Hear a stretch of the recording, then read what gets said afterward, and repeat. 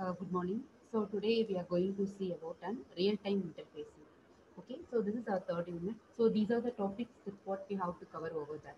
So we'll have to cover introduction, elements of data acquisition and control systems, overview of I/O process, installation of the I/O card and software, data conversion process, application software, WISM environment and its applications. Okay, so these are all the topics that what we are going to see now. So when you are saying about an real-time interfacing, so real-time interfacing, it is a general term, okay? So it is used to describe the aspects of connecting a computer with a real-world process and communicating data between the two, okay?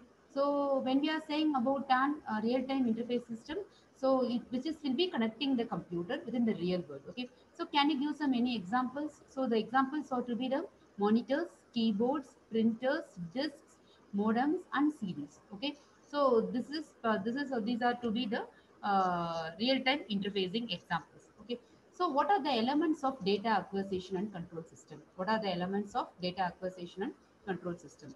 So when you're having a data acquisition system, so it is a collection of add-on hardware and software components that allow your computer to receive real-world information from sensors. Okay.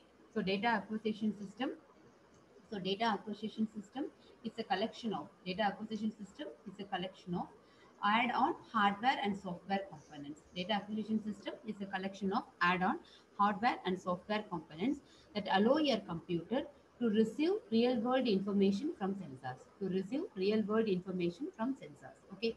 So although sensors which can be based on electrical, mechanical, optical, or other principles, so they will be performing the same function. The other sensors can be based on electrical, mechanical, optical, or other principles. So they will be performing the same function in order to convert real world information such as motion, temperature, and pressure into a low power electrical signals which can be read by the computer. Okay. So once the data resides within the computer, any of the three operations may be performed. That is the plotting, processing, and writing to a file. So we'll be having of any three options. One to be the plotting, processing, and writing to a file. So while we are defining data acquisition system, so it can also be thought of as a monitoring systems over that. It can receive data from a real world process and display the data. Okay. So it can receive data from a real world process and display the data. Whereas it can also display the features of the extracted through its processing. So in situations where it is necessary to acquire and process data and to also send data back to the real-time process, so we make use of a data acquisition and control system. So common actuators include stepper motors, solenoids, relays, hydraulic motors, speakers, and piezoelectric actuators. Okay, so data acquisition system, which can also be thought of as a monitoring system. It can receive data from a real world process and display the data. It can also display the features of the data extracted through its processing. So we have a common actuators include stepper motors, solenoids, relays, hydraulic motors, speakers, and piezoelectric actuators. So what about the example that illustrates the difference between DA and DAC system? So we have to consider the measurement of the speed flow pressure characteristics of a variable speed compressor at 20 different speed values. So the compressor has been connected to a variable speed motor, the speed of which can be manually varied by turning a knob. So signals from flow pressure and speed sensors attached to the compressor outlet and the motor are read and plotted by a computer. Okay. So the data acquisition system which reads and displays the three sensor input values. So at each speed, the operator must vary the speed knob until the desired speed is reached and then they record the sensor readings for speed, flow, and pressure over there. So in the DA system just described, so there is a fair amount of variation in the speed reading due to the speed adjustment at each point by the operator. A DAC version of the same system which could be used to remove the speed variations. The DAC applications could be created by adding an actuator that moves the speed knob in response to a signal produced by the computer. If the value of the signal is programmed as a function of the error between the actual motor speed and the desired speed, the knob will be moved in the direction that reduces this error. Eventually, the actuator motor speed will agree preciously with the desired speed. So an application program could be written to automate this process, further to reset the desired speed value to each of the 20 desired values over. wait for the flow and pressure signals to stabilize and record and save a measurement. So current trend is used to use personal computers with DAQ hardware for data acquisition in areas of laboratory research, testing and measurement and industrial automations.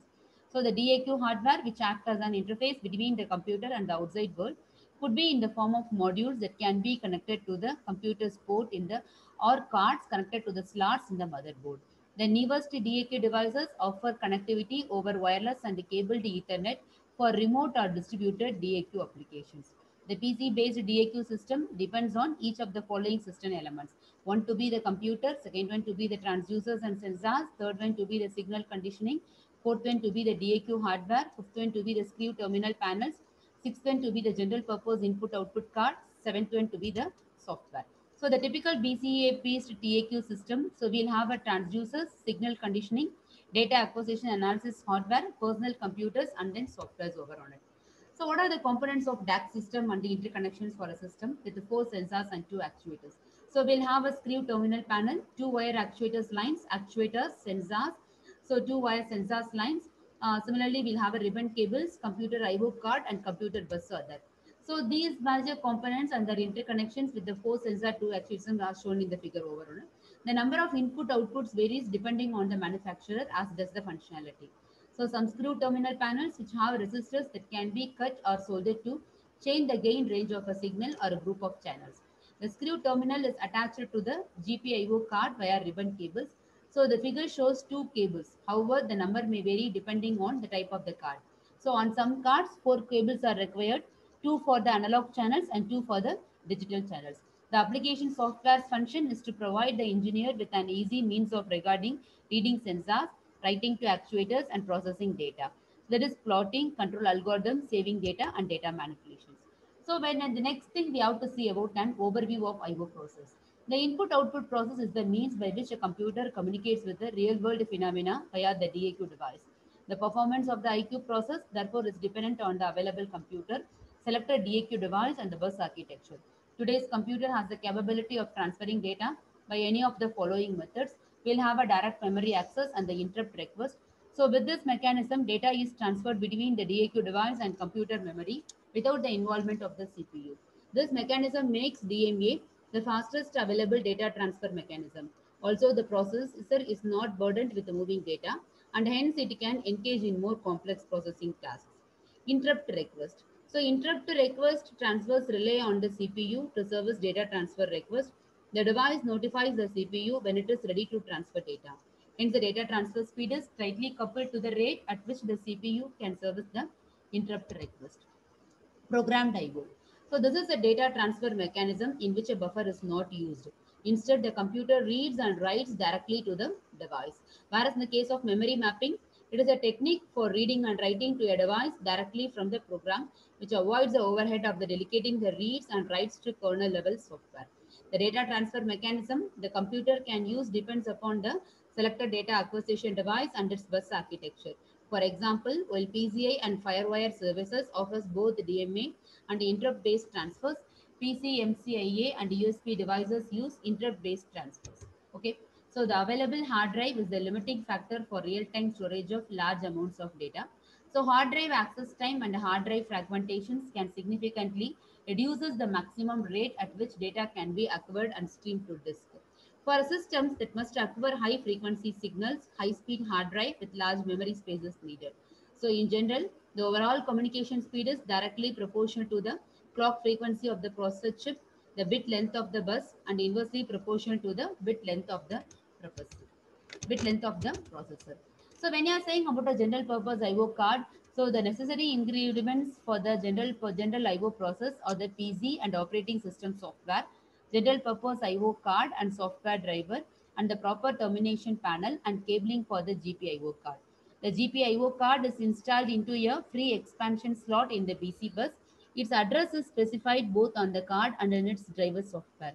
The termination panel is connected to the GPIO card by one or more cables. At this point, the system is ready to operate except for the application software. Whatever application software is selected for the mechatronic programming task, it must provide the programmer with the ability to create open loop as well as closed loop applications. Most GPIO card manufacturers including computer boards, Intel Advantech data translations, and Metrabyte offer their own Windows-based software for controlling their cards. An important limitation of this type of software is that it only works on cards provided by one manufacturer, making multi-card, multi-brand applications impossible. An alternative to board manufacturer software is a general Windows application software package designed to work with many GPIO cards of different brands. The success of this approach is evident by the popularity of such well-known packages as LabTech Notebook, LabVIEW, and Snapshot. Listed packages capable of both open and closed loop operation tend to be more oriented towards control systems and include LabVIEW, Metadata, Simulink, and Visib over on it. So for clear cut, the application softwares are to be the so for general purpose DAC with analysis, we'll be using LabTech Notebook and LabTech Windows. Similarly, for analysis and display, we'll be using SnapMaster, Workbench, and such Easy East also. For high speed DA, that is the Uncle Scope and Snapshot, which is used to describe high speed DA, whereas Aquar and Aquar is used for general purpose DAC.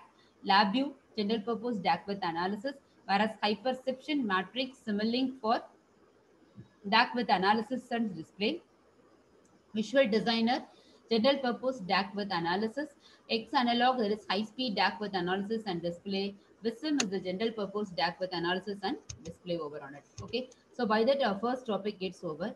So the next topic that we can uh, see in the next class. Okay.